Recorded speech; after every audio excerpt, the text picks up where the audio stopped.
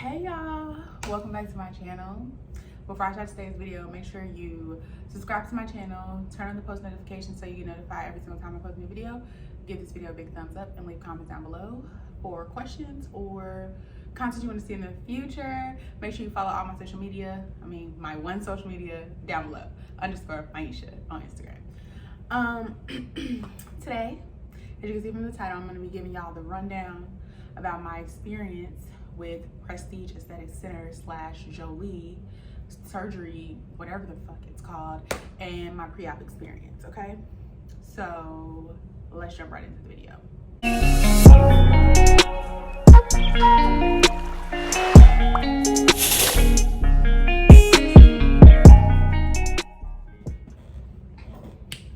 Okay, I look super bummy because today was a long day. I took a shower and I'm freezing, so I got my robe on. Today is Friday, September 24th, okay? I got into Miami last night, September 23rd. So, my surgery originally was scheduled for Monday, September 27th. So, with the surgery center, if your surgery is scheduled for a Monday, you have to do your pre-op appointment on the Friday prior to your surgery because they don't do pre-op appointments on the weekend. So normally, like, if your surgery is during the week, like, so say for instance your surgery is on a Wednesday, your pre-op appointment will be on Tuesday, like the day before. So my pre-op appointment had to be today on Friday, right? So like I said, I flew in last night. Oh my god, my phone is on low battery. I know, I'm trying to make it fast. Okay, so anyway, before I got on my flight yesterday, I had not received any information from Prestige.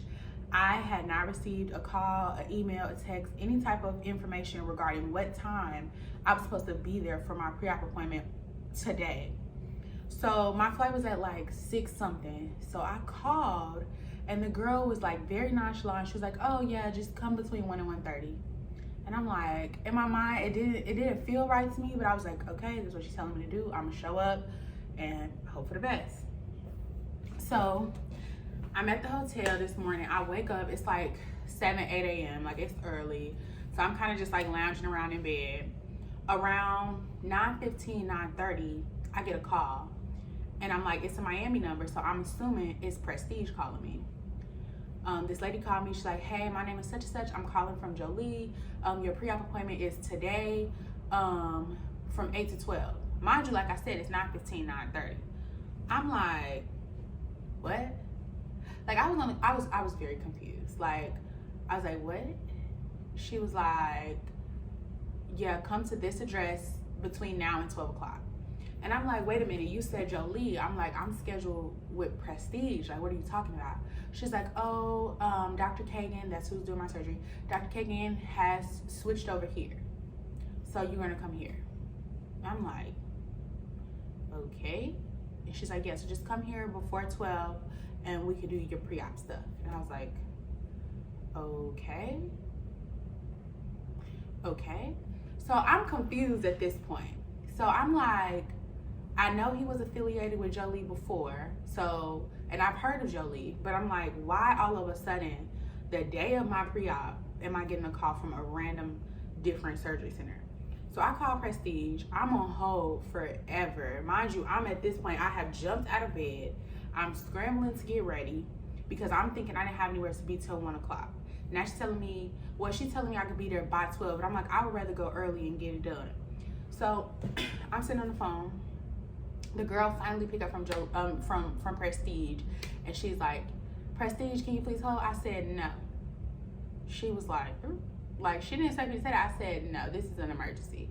I was like, why am I getting a call from Jolie telling me to come there when all of my everything has been handled through y'all, and all of a sudden now they want me to go somewhere else? She was like, she really couldn't give me a straight answer. She was just like, yes, just go there. You're only doing your pre-op there, but you'll still have your surgery here. And I was like, what? I was like, but the lady who called me said I'm doing everything there. And I told her the lady's name. I'm not gonna give y'all the lady name on the internet because I don't know. But I told her the lady name. Let's just call the lady Susan. I'm like, Susan told me that I'm doing everything there. Then she paused for a second. She was like, wait, why did you call Susan? I was like, I didn't call Susan. Susan called me. She's like, oh, well, you're going to go there and do your pre-op, and they'll let you know everything when you get over there. Like, that's all she told me. Didn't tell me nothing else. Didn't tell me why this was happening. Didn't tell me why nobody said anything to me yesterday, Thursday. Just nothing. It was just like, this is it. This is what's happening. So go do your thing. And I'm like, okay. So I get to Jolie. Now, don't get me wrong. Everybody at Jolie was very, very pleasant. I didn't have any issues with the people at Jolie or the process. I'm gonna put that out there right now. The process was pretty smooth once I got started with them. Like, I really didn't have any issues with Jolie or any of their process. Like, it was smooth sailing from beginning to end. The problem I was having was like, why am I being switched over at the last minute? Why was I not notified prior to this? Because if Dr. Kagan is switching back over there, I feel like this is not something he just thought up last night and decided this morning, like, make the change, but whatever. So anyway, I get there, it's 10 a.m. The girl at the front was like, sign in, have a seat. I noticed there was 2 other girls that was there in the waiting room, and like, I just could overhear them talking about how they was going to, you know, with Dr. Kagan. So I'm like, okay, cool. So them 2 girls was there before I got there. So they called them back and they started doing whatever. Like, once they got behind the door, I don't know what, you know, they was, well, I know the process, but you know, they was doing their thing. I'm sitting there, and then I overhear the girl at the front like, I can't find her in the system. I'm like, so that's what my ears got to really listening. She's like, he was like, search her by her phone number. And I hear her say my phone number. And so now I'm really listening. I'm like, what you mean you can't find me in the system? Like, everything is paid for. Like, come on, what? So she ended up calling me up and asked me to verify my phone number. And I'm like, no, you got it right. And I'm like, you know, at one point they had my name misspelled in the system. Try like this. So she tried it. Still couldn't find me. Could not find a trace of me in the system. And I'm like, well, there has to be my information somewhere because y'all called me to come up here. I didn't just show up, you know? So finally I sit there. So another girl come down, and she was basically like, okay, I'm gonna go get the manager. I'm gonna call Susan, the same lady who called me. They called Susan, and Susan basically was like, I don't know what she told them, but she was like, just wait a few minutes, we're gonna work it out. So waited. I'm sitting in the waiting room like this. Mind you, the other 2 girls have already gone, and I can hear them like going through the little stations or everything they need to go through, and I'm just sitting here looking like an idiot.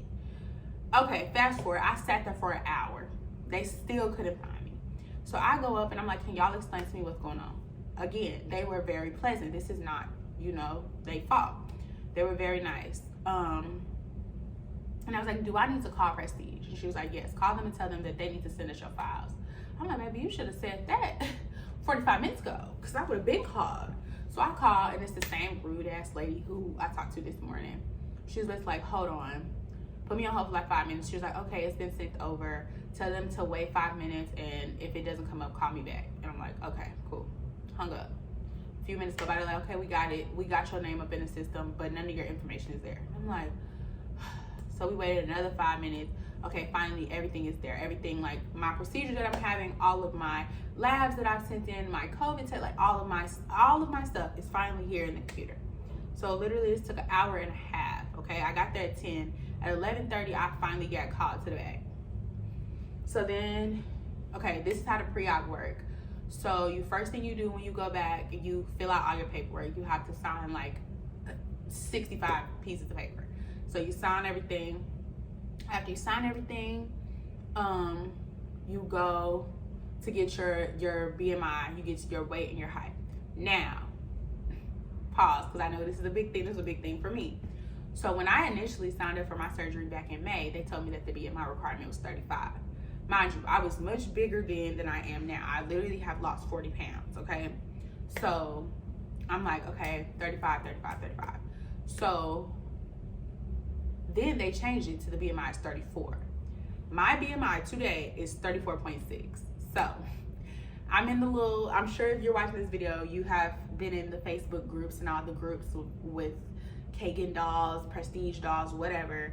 And everybody has been saying that at Prestige, if you're over 34.0, they will cancel your surgery, period. There's no 34.1, 34.2, nothing. They will cancel your surgery.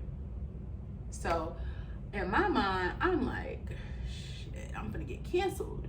So the girl, so she do my height and weight. Mind you, I'm on my period right now. So like, I know I'm retaining. I know that I'm heavy, but I'm like, I don't know. I was just hoping for the best, y'all, okay? So she weighed me. She do my height. She's like, okay, 5'5", here's your weight. Okay, your BMI is 34.6. So I'm sitting there like, oh God, she's gonna tell me you out. Mind you, when I stepped on that scale today, I was 2 pounds heavier than I was a couple days ago when I was at home. But my period started. So I'm like, fuck, I'm fucked. So, because the other day I was like 34.3 or 34.2, and I thought, okay, maybe I could let it slide. But now I'm 34.6, which is still not that much. So the girl was basically like, okay, it's a little over, but it's not that much. Like, we'll let the coordinator know, and she'll let you know. And I'm like, okay. I'm thinking I'm gonna have to wait. No, we continue through the process. So in my mind, I'm like, well, if they're gonna have me continue through the process, then I must be good to go. So anyway, after she did my height and weight, oh, and she took my blood pressure. She didn't tell me what it was, but I'm guessing it was fine. So then, so they give you this like check off paper like to go through. So the next thing I did, I went and tried on my faja. So they had me try on the faja. And then she gave me the faja. She gave me 3 lipofoams and my BBL pillow, which was all told that it was included when I originally signed up at Prestige. Because originally she wasn't about to give me the BBL pillow, but I told her, I'm like, no, they told me that was included in my package. And so I showed her the thing, and she's like, okay. She gave me my pillow. Cool, no issues with that.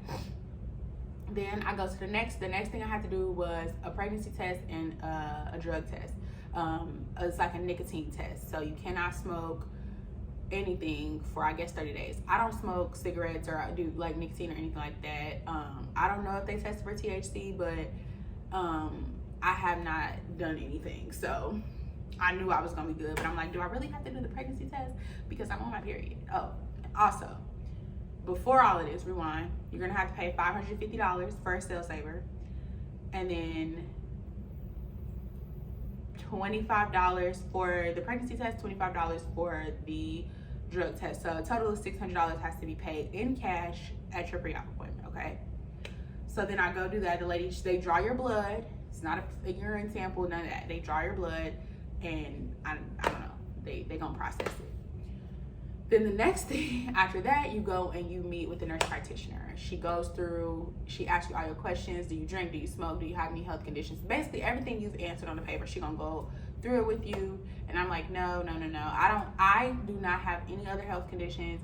I don't really drink. I haven't had a drink since July, which was my birthday. I don't smoke. I don't take no pills. I don't do none of that. So she's like, okay, you know, everything is good. She's like, your BMI is a little elevated. So then I'm like, okay, here we go. She's like, but I think it's gonna be fine. But the coordinator gonna have to call you. So then I'm asking her all these questions about Dr. Kagan, like blah, blah, blah, blah, blah. I'm asking her, so the girl, when I tried on my faja, told me when I wake up from surgery, I'm just gonna be in an abdominal binder. I'm not gonna have a faja on. So I'm confused at this point. I'm like, what? She's like, let me go clarify. So she left out, and right when she left out, the coordinator called me. And the coordinator was like, hi, like, so they sent me your information. They told me, you know, your BMI is a little elevated. It's not that much. We can still proceed with surgery, but you're gonna have to pay an additional $500. And I'm like, y'all money hungry at this point. But I'm like, $500 versus being canceled. I'm gonna just take my L, pay my $500 and go. Cause at this point, I'm already in Miami. Airbnb is booked. Flights have been paid for, flights have been taken, other people are flying in to be here with me. So it's like, at this point, I'm just gonna have to take my L, you know? And again, in my opinion, $500, it ain't that much in the grand scheme of things at this point. So, okay, whatever. She's like, just pay it before you go and you get to go. I'm like, okay, cool. So the nurse practitioner come back and I tell her what she said. She's like, okay, great. She's like, well, that's better than being canceled. I'm like, right. So she basically tells me, yes, I'm gonna wake up in an abdominal binder after surgery, and that's it. And I'm like, she's like, so you're gonna keep that on until the next day, and then when you come back, then we're gonna put you in the faja at the post-op appointment. And I'm like, okay, whatever. So then after that process, you go and you take your pre-op pictures, and you're supposed to be completely butterball naked for your pre-op pictures. So make sure you shave. The girl was like, take everything off, and I was like, well, I'm on my period. And she was, well, I was like, can I keep my underwear on? And she's like, are you on your period? And I was like, yes. She's like, okay, yeah, you can keep your underwear on. So I did my pictures with my underwear on. I don't know if they're gonna make me retake them, because I know they want to see like your butt and stuff, you know, for before and after. So it's Friday. My surgery not till Tuesday now, so by then I should be good and like off and good to go. So after that, I went out to the front, I paid my $500, and that was it. Oh, mind you, when I was in there with the nurse practitioner, she kept saying, okay, so you're gonna have lipo 360 on Tuesday with Dr. Kagan. I'm like, why is she steady saying Tuesday? My surgery originally, like I told you, I was scheduled for Monday, September 27th. I'm like, what are you talking about? I'm like, my surgery is scheduled for Monday. She's like, She's like, all the papers I have say Tuesday, September 28th. And I'm like, So she calls somebody, they don't answer. Then they call her back. She starts speaking in Spanish. So blah, blah, blah, blah. They was talking. And like, I can understand some Spanish words, sis. You ain't gotta speak Spanish.